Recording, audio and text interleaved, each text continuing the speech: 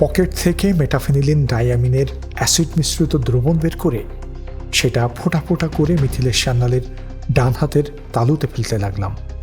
কোনো ফল হলো না। দ্রবণ গড়িয়ে গিয়ে শুধু মেঝেতে পড়ল। রামবাবুর চোখের দিকে তাকালাম। তার চোখে বিধ্বংসী ক্রোধ ক্রমশই স্পষ্ট হয়ে উঠছে। উঠে এসে বাঁ হাতের তালুতেও সেই দ্রবণ ফেলতে লাগলাম। একই ফল হলো।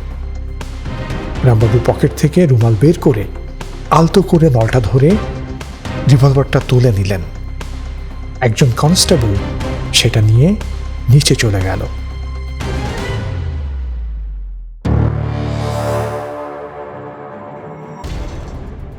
পৈতৃক সম্পত্তি নিয়ে বিবাদ, বিবাদের জেরে খুন, এমনই এক লোমহর্ষক গল্প নিয়ে আমাদের এবারের আয়োজন।